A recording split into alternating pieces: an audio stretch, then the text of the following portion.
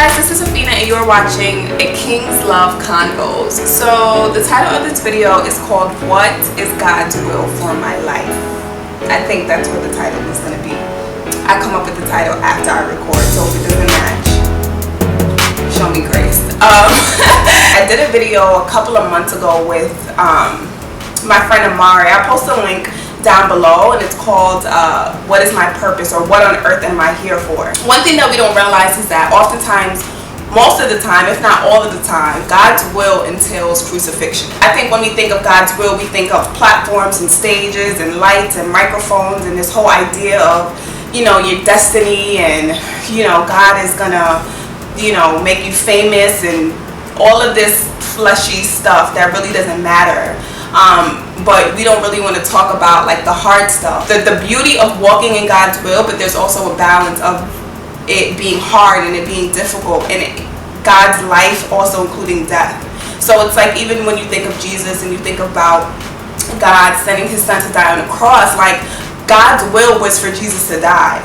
It was also God's will for Jesus to live and to be raised up again, but his will was also for him to die. That, I believe, is the same, you know, will that God has for all of us, for us to die to ourselves. So I think sometimes we get caught up in, God, what is your will? What am I supposed to be doing? Rather than being obedient to what is already written, or being obedient to what he has already said. So I compare it to, like, say you're married, okay, you have a husband, and you know, you have this garage that you want to turn into like this beautiful extra room.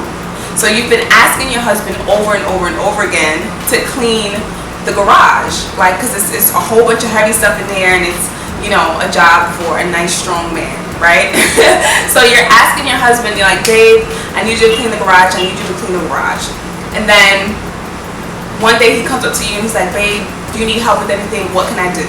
And she's saying, and you're like, I need you to clean the garage. Next day he comes up to you and says, babe, I don't know what you want me to do. Like, I want to help you. What do you need me to do? Babe, can you clean the garage? And then over and over and over again, he's coming to you and he's asking you what is there for him to do, or he's asking you to guide him in what it is that, you know, he needs to do, but every time you tell him, he completely ignores it and is still asking you the same question. So it's the same way with God. It's like we're asking God, what do you want me to do? What do you want me to do? And then God is like, I want you to go to work on time.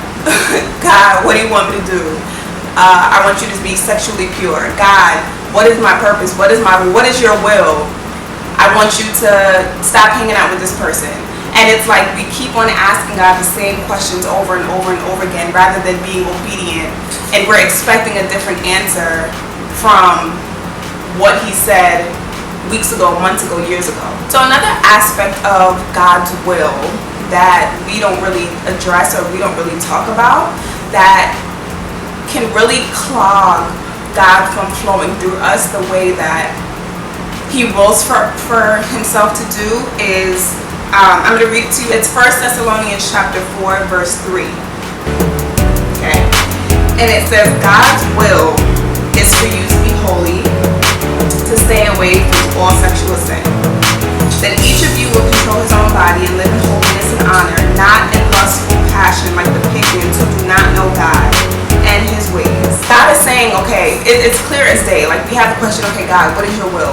It says God's will is for you to be holy. The word holy literally means to be set apart, to be different.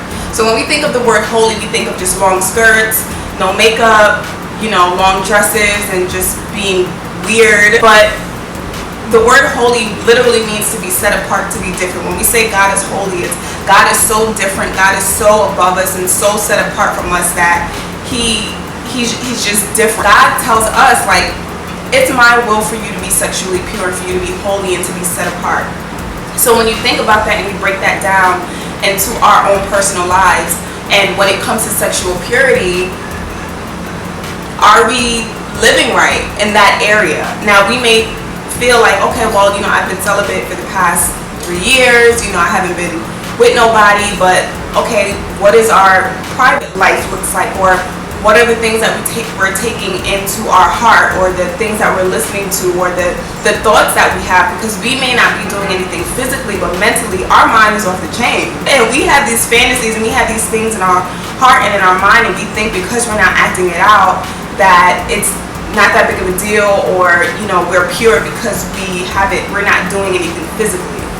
So, like I said, that's an aspect of God's will that we don't really address. Like God asking us and telling us, my will is for you to be holy. My will is for you to look different than the world. My will is for you to walk in my ways and not the world's ways. I really just want to drive that home and, just really get us to focus on not so much figuring out this big mystery of God's will, but to be obedient to where He has us now, and just realizing that God's will is for us to die to ourselves, whatever that may look like in our lives. Die to our selfish desires, die to our ambitions, die to our dreams, die to what we think our life is supposed to look like by a certain age.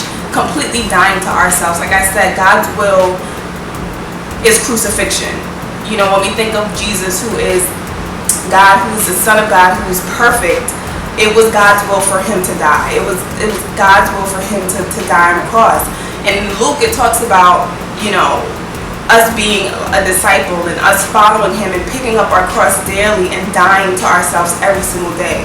So I encourage you to ask God what that looks like in your personal life and how to apply it to your life, and what God is asking you to die to, and what His will is in your life as far as things that He may be convicting you of that you ignore, that you don't think is a big deal because technically we're not having sex, or technically we're not doing X, Y, and Z. Really just examining our heart and bringing it before God, and just stopping everything and just saying, okay, God, what is some things that you're trying to teach me? What are some things that you're showing me that I need to be obedient to today? So yeah. Thank you guys so much for watching this video, and I'll see you in my next video. I like my nails.